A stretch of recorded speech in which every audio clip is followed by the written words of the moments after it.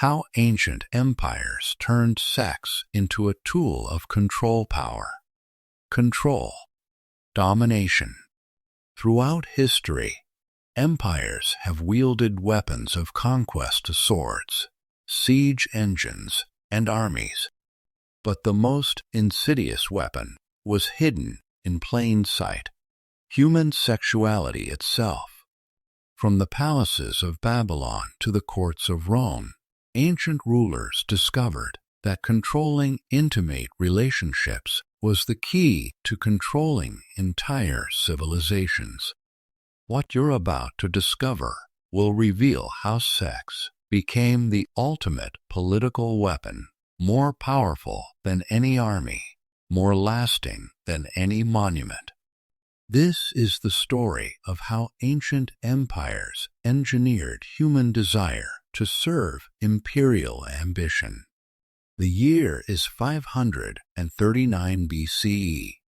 Cyrus the Great has just conquered Babylon, adding another jewel to the Persian Empire. But his real genius isn't military. It's understanding that controlling marriage means controlling loyalty. The Persian Empire stretched from India to Greece, encompassing dozens of cultures with different marriage customs, family structures, and sexual practices.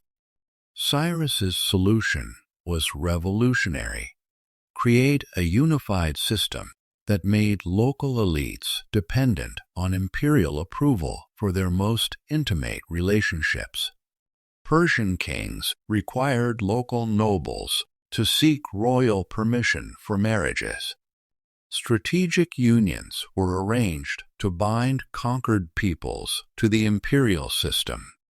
Daughters of defeated kings became wives of Persian governors, creating blood ties that made rebellion literally unthinkable.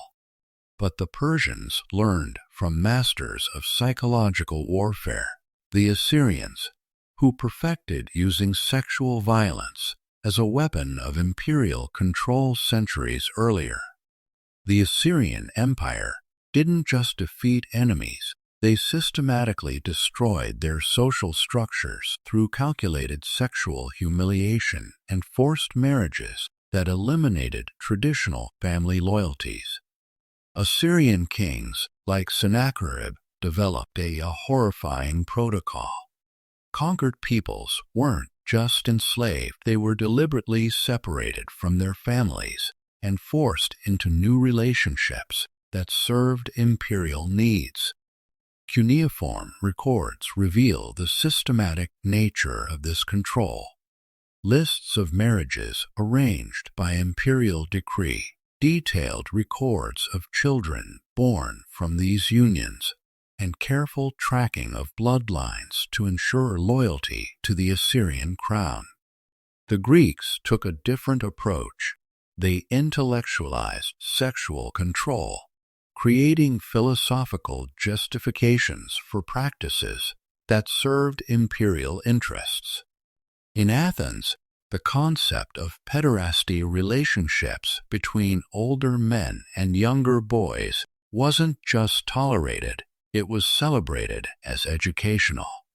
But the real purpose was political, creating loyalty networks that transcended family ties. Wealthy Greek men would mentor the sons of important families, creating bonds that ensured political cooperation across generations. These relationships weren't just personal, they were strategic investments in imperial stability.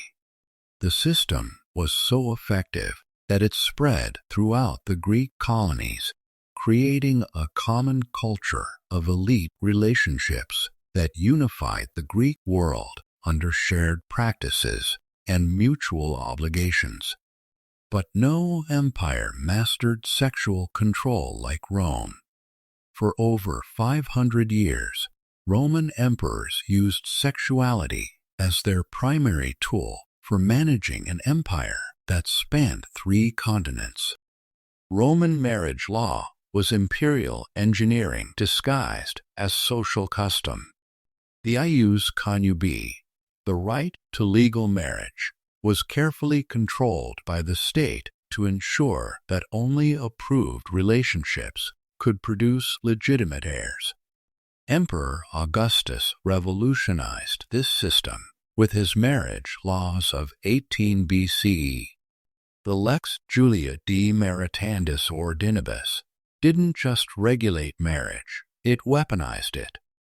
Unmarried adults faced tax penalties. Childless couples lost inheritance rights.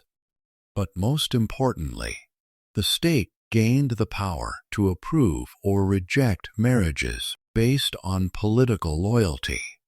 Roman emperors also perfected the use of concubinage, official mistresses who served as both sexual partners and political instruments. Imperial concubines weren't just kept for pleasure. They were carefully chosen from conquered territories to represent imperial dominance over defeated peoples.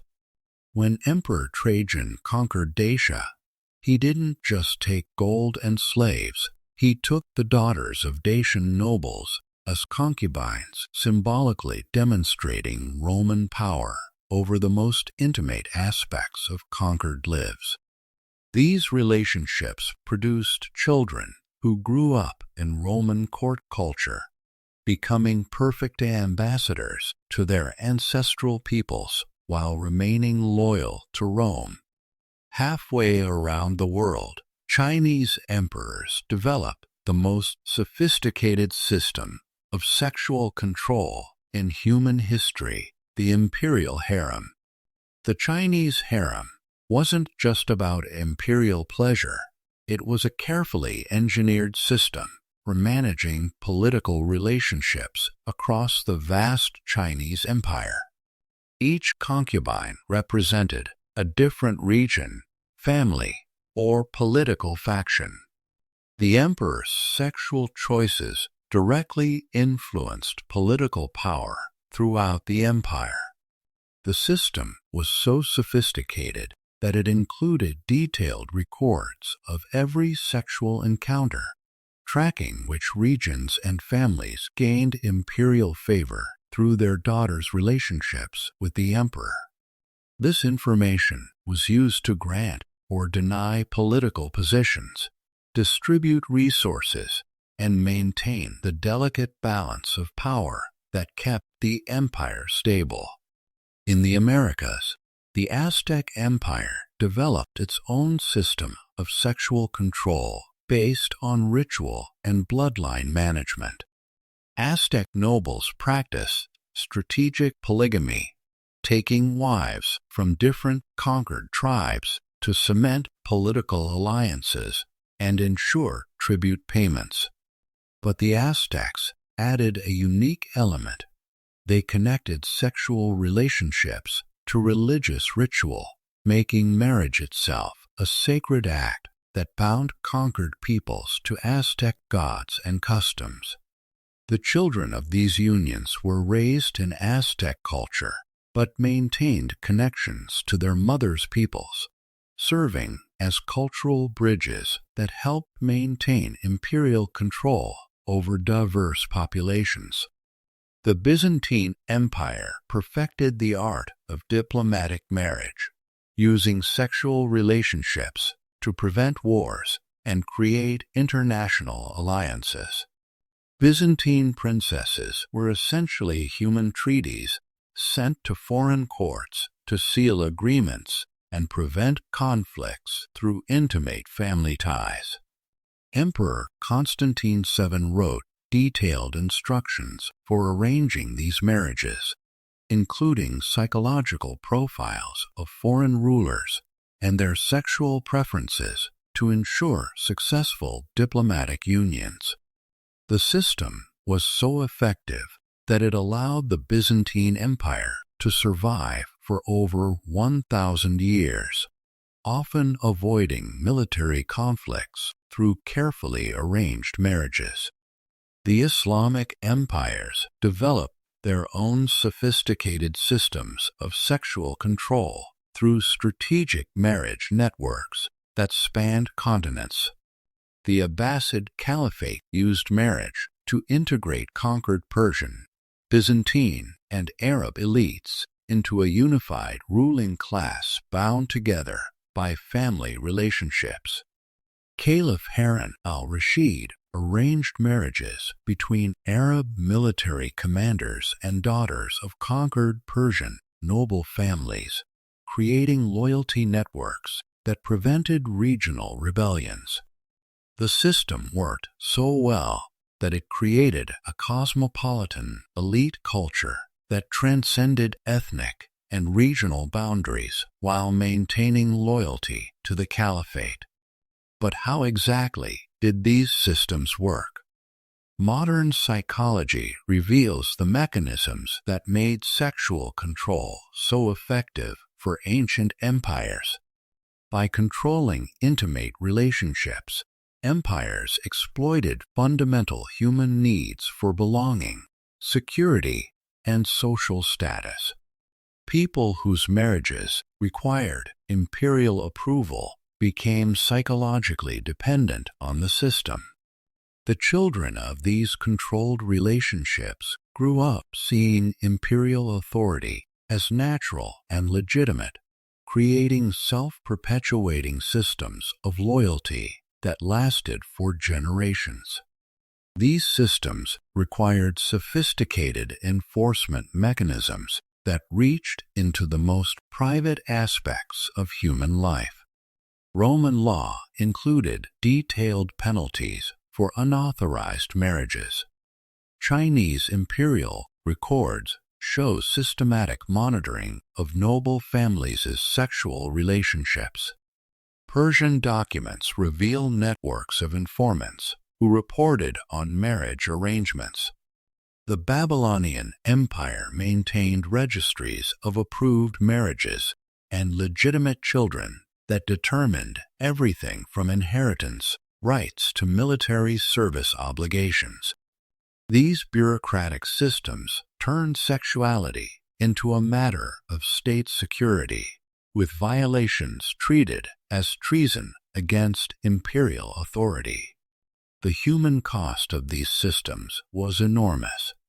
Across ancient empires, millions of people were denied the basic human right to choose their own intimate relationships. Women bore the greatest burden, often treated as political commodities rather than human beings with their own desires and ambitions.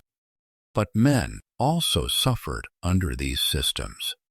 Elite males found their marriage choices constrained by political necessity, while common men faced laws that made marriage economically impossible without imperial approval. The psychological trauma of these systems rippled through generations, creating cultures where intimate relationships were always secondary to political considerations. As we survey the ruins of these ancient empires, their monuments to power crumbling into dust, we might think their systems of sexual control died with them. But the legacy lives on. Modern nations still use marriage law to define citizenship, control immigration, and manage social relationships. The tools may have evolved, but the fundamental insight remains. Controlling sexuality means controlling society. The ancient empires discovered that the most effective chains aren't made of iron. They're made of desire itself. When you control who people can love, you control who they are. Perhaps most chilling is how willing people were to accept these systems. The promise of social status, economic security, and imperial protection made sexual submission seem like a reasonable trade. The ancient empires taught us that freedom isn't just about political rights or economic opportunity. It's about the fundamental human right to choose your own intimate relationships without state interference. In the end, the greatest victory of ancient sexual control wasn't military conquest or territorial expansion. It was convincing people that their most intimate choices should serve someone else's ambitions. The empires are gone, but their lesson remains. The price of freedom is eternal vigilance, not just against armies and laws, but against any system that claims the right to control human hearts.